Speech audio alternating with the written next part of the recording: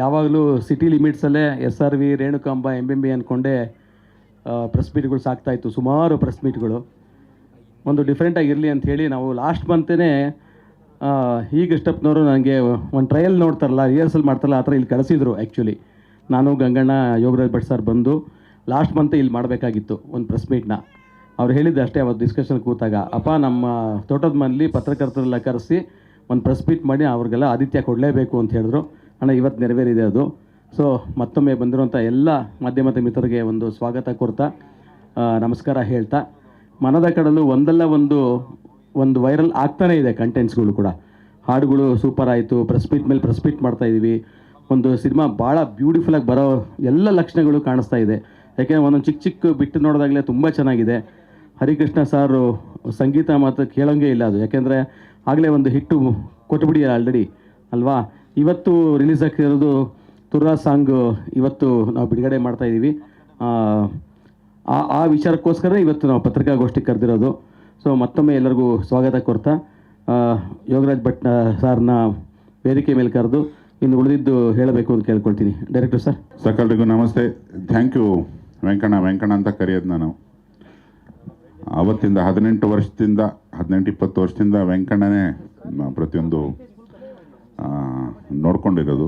ಮಾಧ್ಯಮದ ಮಧ್ಯೆ ಬದಲಾದರೂ ಬತ್ತು ವೆಂಕಣ್ಣನ ಪ್ರೀತಿ ವಿಶ್ವಾಸ ಜಾಸ್ತಿ. ನನಗೆ ಮೊದಲ ಬಾರಿಗೆ ವೆಂಕಣ್ಣ, ನಾನು, ಗಂಗಣ್ಣ, ವಾಸು ಇದ್ದರು. ಅವರು ಸಾಯಂಕಾಲ ಒಂದು 6:30 ಟೈಮು, ಕತ್ಲು ಹೋಗೋ ಟೈಮು, ಗಾಡಿಗಳು ಜೋರಾಗಿ ಓಡಿಸ್ಕೊಂಡ್ಬಂದ್ವಿ ಜಾಗ ನೋಡಬೇಕು ಪ್ರೆಸ್ ಮೀಟಿಗೆ ಅಂತ. ಅದರಲ್ಲಿ ನಮ್ಮ ಶ್ರೀಯುತ ವಾಸು ಅವರು ಒಂದು ಕಾಯಿ ತಿನ್ನೋಕ್ಕೆ ಅಂಥೇಳಿ ಇಲ್ಲೆಲ್ಲ ಓಡಾಡ್ಬಿಟ್ಟು ಅದೊಂದು ಗುಂಡಿಗೆ ಬಿದ್ದಿದ್ದು ನೆನಪಿದೆ. ನಾನು ಗಂಗಣ್ಣ ಸೇರಿ ಎತ್ತಿದ್ವಿ. ಅಲ್ಲೊಂದು ಗುಂಡಿ ಇದೆ, ಅದನ್ನು ಮುಚ್ಚಿದ್ವಿ. ಡೋಂಟ್ ವರಿ, ಯಾರು ಹೌದು ನಿಮ್ಮ ವಾಸು. ಅದು ಬಂದ ತಕ್ಷಣ ಅವ್ರನ್ನ ಕೇಳಿದೆ. ನಾನು ಗುಂಡಿ ನೋಡಿದಾಗೆಲ್ಲ ವಾಸು ನೆನಪಾಗುತ್ತೆ. ಇದು ಎಂಥ ಮಜವಾದ ಜಾಗ ಅಂದರೆ, ಇಲ್ಲೇ ನಾವು ಚಿತ್ರದ ಮುಹೂರ್ತ ಮಾಡಿದ್ದು. ಮೊದಲನೇ ದಿನ ಪೆನ್ ಹಿಡ್ಕೊಂಡ ಜಾಗ ಇದು. ಆಮೇಲೆ ನಮ್ಮ ಕೃಷ್ಣಪ್ಪಣ್ಣ ಅವರು ತೀವ್ರವಾಗಿ ದೇವರು, ದಿಂಡ್ರು ಇತ್ಯಾದಿಗಳನ್ನು ನಂಬೋರಲ್ಲ, ಮನುಷ್ಯರು ನಂಬೋರು. ನಾನು ಸ್ವಲ್ಪ ಅದೇ ದಿಕ್ಕಲ್ಲೇ ಇರೋನು. ದೇವ್ರಿಗೆ ಯಾರ್ಯಾರಿಗೆ ನಂಬಿಕೆ ಇದೆ ಅವರೆಲ್ಲ ಕೈ ಮುಗಿಬೇಕಾದ್ರೆ ನಮ್ಗೆ ಯಾಕೆ ಬೇಕಪ್ಪ ನಿಷ್ಠುರ ಅಂತ ಪಕ್ಕದಲ್ಲಿ ನಿಂತ್ಕೊಂಡು ಕೈ ಮುಗಿಯೋಂಥ ಪೈಕಿ ನಾವು.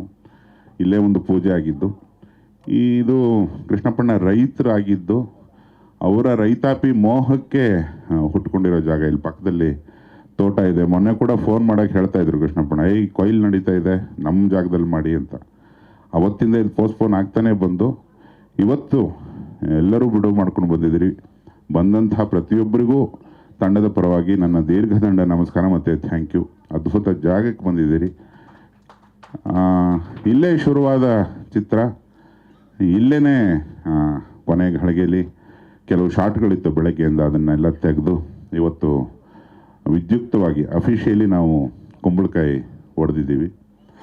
ಮತ್ತು 5:04 ಸರಿಯಾಗಿ ಇನ್ನೊಂದು ಹಾಡು, ಚಿತ್ರದ 2ನೇ ಹಾಡು ಬಿಡುಗಡೆ ಆಗಿದೆ. ಮೊದಲನೇ ಹಾಡಿಗೂ ಕೂಡ ಸಕಲರು ಬಂದಿದ್ರಿ.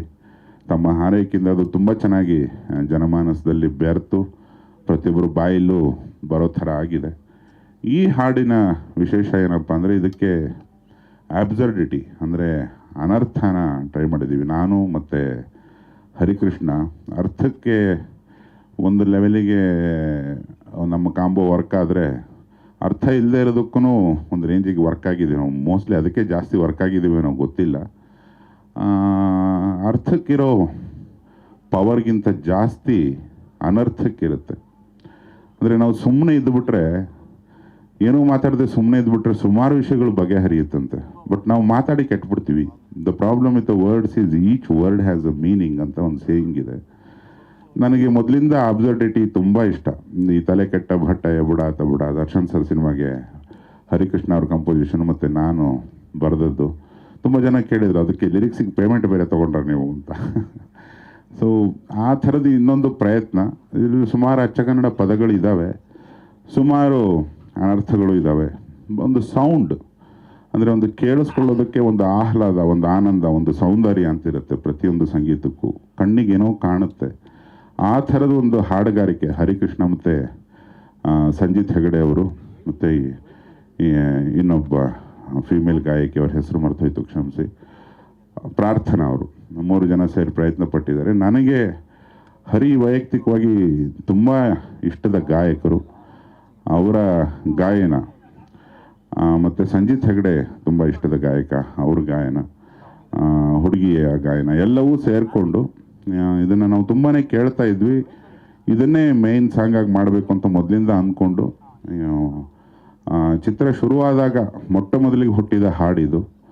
ಒಂಥರ ಮುದ್ದಿನ ಹಾಡು ಅನ್ನೋ ಥರ ಬಯಸಿ ಆದಂಥ ಮಕ್ಕಳ ಮೇಲೆ ನಮಗೆ ಮುದ್ದು ಜಾಸ್ತಿ ಇರುತ್ತಲ್ಲ, ಆ ಥರದ ಹಾಡು. ಈ ಹಾಡು ಹೆಂಗೆ ಹುಟ್ಟಿತು, ಏನಾಯಿತು, ಇದನ್ನು ಎಷ್ಟು ಆನಂದಪಟ್ಟು ಹಾಡಿದ್ದಾರೆ ನಮ್ಮ ಗಾಯಕರಾದಂಥ ಕಂಪೋಸರ್ ಆದಂಥ ಹರಿಕೃಷ್ಣ ಅವರು. ಅದನ್ನು ನಮ್ಮೊಂದಿಗೆ ಹಂಚ್ಕೋಬೇಕು, ಮಾಧ್ಯಮದ ಜೊತೆಗೆ ಹಂಚ್ಕೋಬೇಕು ಅಂತ ಅವ್ರನ್ನ ವೇದಿಕೆ ಕರಿತೀನಿ. ಶ್ರೀಯುತ ಹರಿಯವರು ವೇದಿಕೆಗೆ ಬರಬೇಕು. ತುಂಬ ಸತಿ ಲಿರಿಕ್ ಶೀಟ್ನ ನೋಡಿ ಹಾಡಿದಂಥ ಹಾಡು. ಯಾಕಂದರೆ ಲಿರಿಕ್ ಶೀಟ್ ನೋಡ್ಬೇಕಾದ್ರೆ ಬಾಯಿಗೆ ಹಾಡು ಬರ್ತಾ ಇರಲಿಲ್ಲ. ಸೊ ತುಂಬ ರೀಟೇಕ್ಗಳ ಜೊತೆಗೆ ನನ್ನ ಯಾರೂ ಸ್ಟುಡಿಯೋಲಿ ಅಷ್ಟೊತ್ತು ಹಾಡಿದ್ದು ನೋಡಿದ್ದಿಲ್ಲ ಯಾರು. ಸರಿ, ಇನ್ನು ಬೇರೆ ಸಿಂಗರು ಇನ್ನೂ ಕಷ್ಟ ಜಾಸ್ತಿ ಆಗ್ಬೋದೇನೋ ಅಂತ ನನ್ನ ಸಾಂಗ್ನೇ ಭಟ್ ಸರ್ ಉಳಿಸ್ಕೊಂಡಿದ್ದಾರೆ. ಮತ್ತು ಕೃಷ್ಣಪ್ಪ ಸರು ಹೇಳಿದ್ರು ವಾಯ್ಸ್ ಚೆನ್ನಾಗಿದೆ ಅಂತ. ನನಗೆ ಅಲ್ಲೇ ಭಯ ಆಗುತ್ತೆ, ನನ್ನ ವಾಯ್ಸ್ ಚೆನ್ನಾಗಿದೆ ಅಂತ ಯಾರಾದರೂ ಹೇಳಿದ್ರೆ ಭಯ ಆಗುತ್ತೆ ನನಗೆ.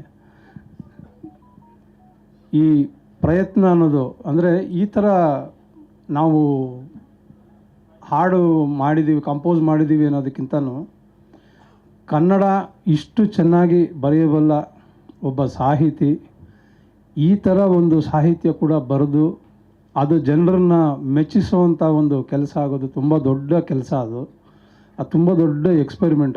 ಅದು ಭಟ್ ಸರ್ ಮುಂಚೆಯಿಂದಲೂ ಮಾಡ್ಕೊಂಬಂದವ್ರೆ.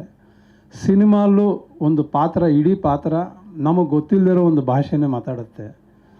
ಸೊ ಆ ಥರ ಎಕ್ಸ್ಪೆರಿಮೆಂಟ್ಗಳು ಕನ್ನಡ ಅಷ್ಟು ಪ್ರೀತಿಸೋರು, ಕನ್ನಡ ಅಷ್ಟು ಗೊತ್ತಿರೋರು ಮಾಡೋದು ಅನ್ನೋದು ತುಂಬ ವಿರಳ. ಸೊ ಆ ಎಕ್ಸ್ಪೆರಿಮೆಂಟ್ ಇರೋವರೆಗೂ ಈ ಥರ ಹಾಡುಗಳು, ಈ ಥರ ಪ್ರಯತ್ನಗಳೆಲ್ಲ ಉಳ್ಕೊಂಡಿರುತ್ತೆ ಅಂತ ಹೇಳ್ತೀನಿ. ಸೊ ಇದ್ರ ಜೊತೆಗೆ ನನ್ನ ಜೊತೆಗೆ ಹಾಡಿರೋ ಸಂಜಿತ್ ಇರ್ಬೋದು, ಮತ್ತು ನಮ್ಮ ಕನ್ನಡದ ಪ್ರತಿಭೆ ಪ್ರಾರ್ಥನಾ ಅವರಿರ್ಬೋದು, ತುಂಬ ಖುಷಿಯಿಂದ ಹಾಡಿರೋಂಥ ಹಾಡು, ಆ ಸಾಹಿತ್ಯ. ಯಾಕಂದರೆ ತುಂಬ ಸ್ಮೈಲ್ ಬೇಕಾಗಿತ್ತು ಅದನ್ನು ಹಾಡಬೇಕಾದ್ರೆ.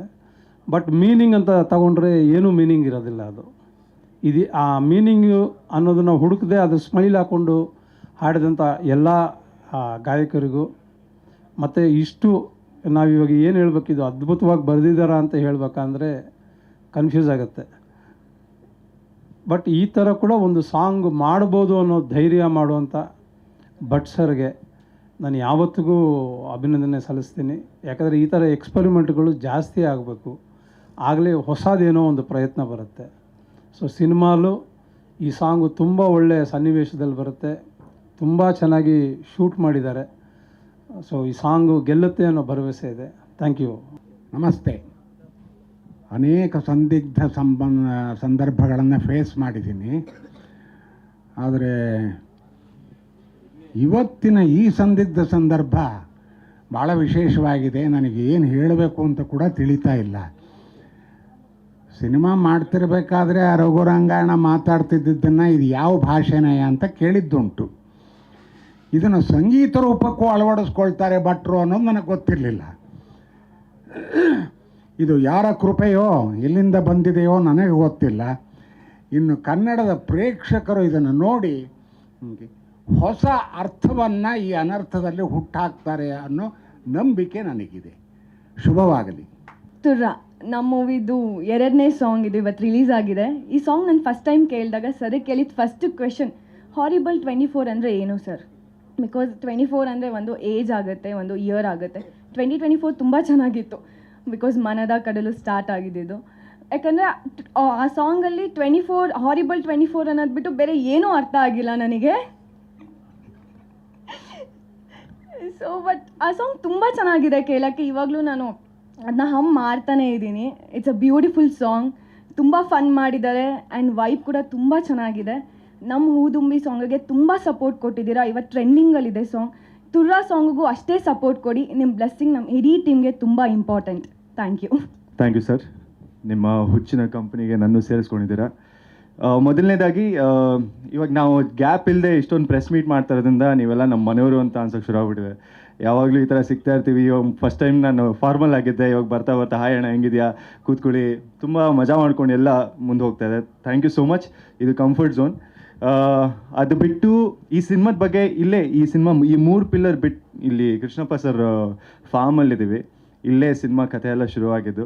ಈ 3 ಪಿಲ್ಲರ್ ಬಿಟ್ಟು ಅಲ್ಲೊಂದು ಟೇಬಲ್ ಇತ್ತು, ಆ ಟೇಬಲ್ಗೆ ನಾವು ಬಂದು ಕೂತಾಗ ಸರ್ ಬರೆಯೋಕ್ಕೆ ಶುರು ಮಾಡಿದ್ದು. ಸೊ ನನಗಿದು ತುಂಬ ಬೇಕಾದಂಥ ಪ್ರೆಸ್ ಮೀಟ್ ಆಗುತ್ತೆ. It's the most beautiful valuable thing for me. Turra ಈಗ ಸರ್ದು ಒಂದು ಇಂಟ್ರೆಸ್ಟಿಂಗ್ ಬಿಹೇವಿಯರ್ ಇದೆ. ನಾವು ಶೂಟಿಂಗ್ ಮಾಡೋ ಟೈಮಲ್ಲೂ ಅವ್ರ ಮಾತುಗಳು ನಮ್ಗೆ ಅರ್ಥ ಆಗಲ್ಲ. ಒಂದೊಂದ್ಸಲಿ ಸುಮ್ಮನೆ ಎಬಸ್ ಅಂತಾರೆ ಎಲ್ಲೋ ಒಂದು ಕಡೆ, ಇನ್ನೆಲ್ಲೋಡಕ್ಕೆ ಎಥೈ ಅಂತಾರೆ. ಇದೆಲ್ಲ ಏನು ಸರ್ ಇದು, ಸಡನ್ನಾಗಿ ಒಂದು ಸೌಂಡ್ ಬರುತ್ತೆ, ಏನದು ಸೌಂಡು ಅಂತ ಫಸ್ಟ್ ಶುರುನಲ್ಲಿ ನಮ್ಗೆ ಅರ್ಥನೂ ಆಗಲ್ಲ ಏನಿದು ಅಂತ. ಬಟ್ ಇವೆಲ್ಲ ಹೋಗ್ತಾ ಹೋಗ್ತಾ ನಮಗೆ ಅದ್ರ ಮೀನಿಂಗು ಅವ್ರು ಹೇಳೋದೇ ಅರ್ಥ ಆಗಕ್ಕೆ ಶುರು ಆಯಿತು. ಸೊ ತುರ್ರಾ ಕೂಡ ಹಾಗೆ. ನನಗೆ ಸರ್ ಬರೆದಾಗ ಈ ತುರ್ರಾ ಏನು ಹಾರಿಬಲ್ 24 ಅರ್ಥ ಆಗಿತ್ತು. ಬಟ್ ತುರ್ರಾ, ಜಾಂಬೋಯ್, ಟೊರ್ರಾಯ್, ಇವತ್ತು ನೀವು ಹೇಳೋದಕ್ಕೆ ನನಗೆ ಗೊತ್ತಾಯ್ತು ಇವೆಲ್ಲ ಇದೊಂದು ಕಥೆ ಇದೆ ಅದರಿಂದ ಅಂತ. ಅದನ್ನು ನಾನು ತುಂಬ ಯೂಸ್ ಮಾಡಿದ್ದೀನಿ, ಜಾಂಬೋಯ್, ಟೊರ್ರಾಯ್ ಅಂತ. ಬಟ್ ಇದನ್ನು ನಾನು ಸರ್ ಹೇಳ್ದಂಗೆ ನಾನು ಇದನ್ನು ನನ್ನ ಹುಚ್ಚತನಕ್ಕೆ ನಾನು ಇದನ್ನು ಯೂಸ್ ಮಾಡ್ಕೊಳ್ತೇನೆ ಇವಾಗ. It's becoming my tool. ಚಿಕ್ಕ ಮಕ್ಕಳು ಬೆಳೆಯೋಬೇಕಾದ್ರೆ ಈ ಗಾಡಿನ ಸ್ಕೂಟ್ರಲ್ಲಿ ಕೂತ್ಕೊಂಡು ಅಪ್ಪ ಅಮ್ಮ ಕರ್ಕೊಂಡು ಹೋಗ್ಬೇಕಾರೆ, ಅಟ್ಲೀಸ್ಟ್ ನನಗಿದಾಗಿತ್ತು. ಯಾವುದೇ ಟೈಮಲ್ಲಿ ಸ್ಕೂಟ್ರಲ್ಲಿ ಹೋಗ್ಬೇಕಾದ್ರೆ ನನಗೆ ಹಾಡುಗಳದ್ದು ಲಿರಿಕ್ಸ್ ಯಾವತ್ತೂ ಗೊತ್ತಿರಲಿಲ್ಲ, ಇವತ್ತಿಗೂ ಗೊತ್ತಿಲ್ಲ ಆ್ಯಕ್ಚುಲಿ. ಯಾವುದೇ ಹಾಡಾಗಿರಲಿ, ಯಾವುದೇ ದೇಶದಾಗಿರಲಿ, ನಮ್ಮ ದೇಶದಾಗಿರಲಿ, ನಮ್ಮ ಸ್ಟೇಟ್ದಾಗಿರಲಿ. ಬಟ್ ನನ್ನ ಸೌಂಡ್ ನನ್ನದೇ ಈ ಥರ ಯಾವುದೋ ಒಂದು ಜಿಬ್ರಿಷ್ ಒಂದು ಏನೋ ಹಾಕೊಂಡೋದಕ್ಕೆ ಲೈನು, ಬಟ್ ಹಾಡನ್ನು ನಾನು ಕಂಪ್ಲೀಟ್ ಮಾಡ್ತಾಯಿದ್ದೆ ಹಾಡು ಹೇಳಿ. ನನಗೆ ಈ ಹಾಡು ಬಂದಾಗ ನನಗೆ ಹಾಗೆ ಅನ್ನಿಸ್ತು, ನಮಗೆ without meaning, without lyrical meaning ಮಕ್ಕಳಿಗೆ, ಬೇರೆಯವ್ರಿಗೆ ತುಂಬ ಎಷ್ಟು ಈಸಿಯಾಗಿ ಕ್ಯಾಚ್ ಆಗುತ್ತೆ, ದಟ್ ಬೀಟ್ ಬೇಗ ಕೂರುತ್ತೆ ತಲೆಗೆ. ಸೊ ಆದ್ದರಿಂದ ನನಗೆ this song is also one of my favourites, because ಮಕ್ಕಳಿಗೆ ತುಂಬ ಇಷ್ಟ ಆಗುತ್ತೆ. ಅದು ಬಿಟ್ಟು ಎಂಜಾಯ್ ಮಾಡ್ಕೊಳ್ಳೋರು ಮಾಡ್ಕೊಳ್ತಾರೆ. ಸೊ ತುಂಬ ಇದೆ ಈ ಥರ. But yeah, thank you for Turra. ಈ ಹಾಡು ಇವಾಗ ರಿಲೀಸ್ ಆಗಿದೆ. ಎಲ್ಲರೂ ಪ್ಲೀಸ್ ಹೂದುಂಬಿ ಹೇಗೆ ನೋಡಿದ್ರೋ, ಹೇಗೆ ಅದಕ್ಕೆ ಸಪೋರ್ಟ್ ಮಾಡಿದ್ರೋ, ಅದನ್ನು ಈ ಹಾಡು ನೋಡಿ ಎಂಜಾಯ್ ಮಾಡಿ, ಮತ್ತೆ ಕೇಳಿ, ಹೆಂಗೆ ಕೇಳ್ತಿರೋ, ಪಾರ್ಟಿ ಮಾಡ್ತಿರೋ ಎಲ್ಲ ಮಾಡ್ಕೊಂಡು ಮಜಾ ಮಾಡಿ. ಆ್ಯಂಡ್ ನಮ್ಮ ಸಿನಿಮಾನ ಹೀಗೆ ಸಪೋರ್ಟ್ ಮಾಡ್ತಾ ಹೋಗಿ. Thank you so much. ಈ ಹಾಡನ್ನು ಇದು ಹಿಂಗೆ ಇರಬೇಕು, ಇದರದ್ದು ಲಿರಿಕ್ಸ್ ಬದಲಾಯಿಸ್ಬೇಡಿ, ಇದಕ್ಕೆ ಇನ್ನೊಂದು ಸ್ವಲ್ಪ ಸೇರಿಸಿ ಇದೇನ ಮಿಕ್ಸಿಗೆ ಹಾಕಿ ಮಸಾಲೆ ಹಾಕಿ ಕೊಡಿ ಅಂತ ತುಂಬ ಆಸೆ ಬಿದ್ದು ಒತ್ತಾಯ ಬಿದ್ದು ಕೇಳಿದ್ದು ಗೆಳೆಯ ಗಂಗಣ್ಣ ಮತ್ತು ಶಿವಕುಮಾರ್. ನಾನು ಹರಿ ಇದಕ್ಕೆ ಒಂದು 2 ಎಕ್ಸ್ಟ್ರಾ ಹಾಡುಗಳನ್ನು ಮಾಡಿ ಇಟ್ಕೊಂಡಿದ್ವಿ. ನಮ್ಮ ಜರ್ನಿ ಶುರು ಆಗಿಬಿಟ್ಟಿತ್ತು ಈ ಸಿಚುವೇಶನಿಗೆ ಬೇರೆದೇನೋ ಮಾಡೋದು ಅಂತ. ಸೊ ಗಂಗಣ್ಣ ಇದನ್ನು ಗಾಡೀಲಿ ಕೇಳಿ ಕೃಷ್ಣಪ್ಪಣ್ಣ ಅವ್ರಿಗೆ ಕೇಳಿಸಿ, ಕೃಷ್ಣಪ್ಪಣ್ಣ ತುಂಬ ಡಿಗ್ನಿಟಿ ಜೊತೆಗೆ ಕೇಳೋದು ಹಾಡುಗಳನ್ನು, ಸುಮ್ಮನೆ ಕೇಳಲ್ಲ ಅವರು. ಹಿಂದೆ ಒಂದು ಸರ್ತಿ ನಾನು ಸಿಕ್ಕಿದಾಗ ಅದು ಏನೇ ಅದು ತಲೆ ಕೆಟ್ಟ ಭಟ್ಟ ಎಬ್ಡ ತಬಡ ಅಂತೆಲ್ಲ ಬರ್ಕೊಂಡಿದ್ಯಾ ಅಂತ ಅಂದಿದ್ರು ನನಗೆ. ಆಮೇಲೆ ಅವರು ಗಂಗಣ್ಣ ಒಂದು ಸರ್ತಿ ಅದೊಂಥರ ಈ ಎಲ್ಲ ಕೇಳೋರಿಗೆ ಕಿವಿಲಿ ಕೂತ್ಕೊಂಡ್ಬಿಡ್ತದೆ ನೋಡು, ಅದನ್ನೇ ಟ್ರೈ ಮಾಡು ಅಂತಂದರು. ಆ ಗೆಳೆತನದ ಒತ್ತಾಯಕ್ಕೆ ನನಗೂ ಆಮೇಲೆ ತುಂಬ ಇಷ್ಟ ಆಗೋಕ್ಕೆ ಶುರು ಆಯ್ತು ಈ ಎಕ್ಸ್ಪೆರಿಮೆಂಟು. ಗಂಗಣ್ಣ ಅವರು ವೇದಿಕೆಗೆ ಬಂದು 2 ಮಾತಾಡಬೇಕು. ಈಗಾಗಲೇ ಮೊದಲನೇ ಸಾಂಗು ಬಿಡುಗಡೆ ಮಾಡಿ ಅದಕ್ಕೆಲ್ಲ ಪ್ರೋತ್ಸಾಹ ಕೊಟ್ಟಿದ್ದೀರಿ. ಈಗ 2ನೇ ಸಾಂಗು, ಈಗ ದೇವರಣೆಗೂ ನನಗಂತೂ ಅರ್ಥ ಆಗಿಲ್ಲ, ಭಟ್ರು ಹೇಳಿದ್ರು. ಈ ಲಿರಿಕ್ ಅಂತೂ ನನಗೆ ಇವತ್ತೂ ಅರ್ಥ ಆಗಿಲ್ಲ, ಆದರೂ ಕೇಳೋಕ್ಕೆ ಚೆನ್ನಾಗಿದೆ ಅಂತೇಳಿ ಚೆನ್ನಾಗಿದೆ ಅಂತ. ಈ ಸಾಂಗಿಗೂ ಕೂಡ ತಾವೆಲ್ಲರೂ ಪ್ರೋತ್ಸಾಹ ಕೊಟ್ಟು ಸಹಕರಿಸಬೇಕು ಅಂತ ಕೇಳ್ಕೊತೀನಿ. ನಮಸ್ತೆ. ಈ ತುರ್ರಾ ಅನ್ನೋದು ಪೂರ್ತಿ ಫೈನಲ್ ಆಗಿರಲಿಲ್ಲ. ಅದೇನೋ ಮ್ಯೂಸಿಕ್ಕು ಲಿರಿಕ್ಸು ನನಗಿಷ್ಟ ಆಯಿತು. ಭಟ್ರೆ ಇದನ್ನೇನೋ ಹಂಗೆ ಮಾಡಿರಿ, ಹೆಂಗಿದೆಯೋ ಹಂಗೆ ಮಾಡಿರಿ ಅಂತ, ಇಲ್ಲಣ್ಣ ಅದು ನೋಡೋಣ ಅದು ಇದು ಅಂತ ಹೇಳಿ ನನಗನ್ನಿಸ್ತದೆ 1-1.5 ತಿಂಗಳು ಎಳೆದಿದ್ದಾರೆ. ಆದರೂ ಅದು ನಮಗೆ ಯಾರಿಗೂ ಅರ್ಥವಾಗದೇ ಇದ್ರೂ ಏನು ಇವತ್ತು ಆ ಮುರಳಿ ಮಾಸ್ಟ್ರು ಮತ್ತು ಸುಮುಖ ಅಂಜಲಿ, ಅದರಲ್ಲೂ ರಂಗಾಯಣ ರಘು ಅವರು ಪಾತ್ರ ನಿರ್ವಹಿಸಿದ್ದಾರೆ. ಆ ಲಿರಿಕ್ಸು ಇದು ನನಗಂತೂ ಇಷ್ಟವಾಗಿದೆ, ನಮ್ಮ ಪ್ರೇಕ್ಷಕರಿಗೂ ಇಷ್ಟವಾಗ್ತದೆ ಅಂತ ಅಂದ್ಕೊಂಡಿದ್ದೀನಿ. ಅದಕ್ಕೆ ಮಧ್ಯ ತಾವೆಲ್ಲ ಮಾಧ್ಯಮದವರು ಇದಕ್ಕೆ ಸಪೋರ್ಟ್ ಮಾಡಿ ಈ ಸಿನಿಮಾವನ್ನು ಗೆಲ್ಲಿಸೋ ಪ್ರಯತ್ನವನ್ನು ಮಾಡ್ತೀರಿ ಅನ್ನೋದನ್ನು ನನಗಾದರೂ ಒಂದು ನಂಬಿಕೆ ಇದೆ. ಯಾಕೆ ಹೇಳ್ತಾ ಇದ್ದೀನಿ ಅಂದರೆ ಎಲ್ಲ ಸಿನಿಮಾಗಳು ಅದೇ ಆದ ಒಂದು ಶೈಲಿಯಲ್ಲಿ ಹೋಗ್ತದೆ. ಈ ಚಿತ್ರದಲ್ಲಿ ತುರ್ರ ಹಾಡಿಗಿಂತಲೂ ಸನ್ನಿವೇಶಗಳು ದತ್ತಣ್ಣ ಅವ್ರದ್ದಿರ್ಬೋದು, ನಮ್ಮ ರಂಗಾಯಣ ರಘುದಿರ್ಬೋದು, ಇನ್ನು 2 ಹೆಣ್ಮಕ್ಳು ಶೆಟ್ರದಿರ್ಬೋದು, ಅಂಜಲಿದಿರ್ಬೋದು, ಸುಮುಖ, ಇದೆಲ್ಲ ಡಿಫ್ರೆಂಟಾಗಿ ತಿರುವುಗಳನ್ನು ಪಡ್ಕೊಂಡು ಹೋಗ್ತಾ ಇರ್ತದೆ. ಇದು ಜನ ಮೆಚ್ಚೋ ಒಂದು ಪ್ರಯತ್ನವನ್ನು ಪ್ರಾಮಾಣಿಕವಾಗಿ ಯೋಗರಾಜ್ ಭಟ್ರು ಮಾಡಿದ್ದಾರೆ ಅಂತ ಆದರೂ ನಾನು ಅಂದ್ಕೊಳ್ತಾ ಇದ್ದೀನಿ. ಇನ್ನು ಕ್ಯಾಮ್ರಾ ವರ್ಕು ಸುರೇಶ್ ಅವರು ಸಂತೋಷ್ ಸಹ ತುಂಬ ಪ್ರಾಮಾಣಿಕವಾಗಿ ಅವರು ಇದು ಬೇಕೇ ಬೇಕು, ಇದು ಹಿಂಗೇ ಇರಬೇಕು, ಅದು ಹಂಗೆ ಇರಬೇಕು ಅಂತೇಳಿ ಮಾಡಿಸಿದ್ದಾರೆ. ಎಲ್ರಿಗೂ ನಮಸ್ಕಾರ. ನಮ್ಮ ಸಿನಿಮಾದ ವಿಶಿಷ್ಟವಾದ ಮತ್ತು ವಿಚಿತ್ರವಾದ ಹಾಡಿದು. ಯಾಕಂದರೆ ನನ್ನ ಸುಮಾರು 20 ವರ್ಷದ ಜರ್ನಿದೆ ನಾನು ಈ ಥರದ ಹಾಡು ಶೂಟ್ ಮಾಡಿಲ್ಲ. ಯಾಕಂದರೆ ಈ ಥರದ ಸೌಂಡು ಅದು ಮತ್ತು ಈ ಥರದ ಸಾಂಗ್ ಕಂಪೋಸ್ ಮಾಡೋದಕ್ಕೆ ಭಟ್ರು ಮತ್ತು ಹರಿ ಸರ್ಗೆ ಮಾತ್ರ ಸಾಧ್ಯ. ಒಂದಷ್ಟು ಅಂದರೆ ಈ ಹಾಡು ಸರ್ ಹೇಳೋದಂಗೆ ಎಷ್ಟು ಅಬ್ಸರ್ಡ್ ಆಗಿದೆಯೋ ಅದೇ ಥರ ನಾವು ಈವನ್ ಕ್ಯಾಮ್ರಾದಲ್ಲಿ ಒಂದಷ್ಟು ಮೂಮೆಂಟ್ಗಳು ಕೂಡ ಒಂಥರ ಅಬ್ಸರ್ಡ್ ಆಗಿ ಟ್ರೈ ಮಾಡಿದ್ದೀವಿ. ಹಾಡನ್ನು ಯಾರು ಅರ್ಥ ಮಾಡ್ಕೊಳಕ್ಕೆ ಹೋಗ್ಬೇಡಿ. ಯಾಕಂದರೆ ಹಾಡನ್ನು ಅರ್ಥ ಮಾಡ್ಕೊಳ್ಳೋ ಪ್ರಯತ್ನ ಮಾಡಿಬಿಟ್ರೆ ಅದನ್ನು ಎಂಜಾಯ್ ಮಾಡೋದು ಮಿಸ್ ಮಾಡ್ಕೋತೀರ. ಬಟ್ ಹಾಡಿನ ಸೌಂಡ್ ಕೇಳ್ಕೊಂಡೆ ಅದನ್ನು ಎಂಜಾಯ್ ಮಾಡಿ ಸಿನಿಮಾಕ್ಕೆ ಪ್ರೋತ್ಸಾಹಿಸಿ ಅಂತ ಕೇಳ್ಕೊತಾ ಇದ್ದೀನಿ. ನಮಸ್ಕಾರ. ಗ್ಯಾರಂಟಿ ನ್ಯೂಸ್, ಸುದ್ದಿ ಖಚಿತ, ನ್ಯಾಯ ನಿಶ್ಚಿತ.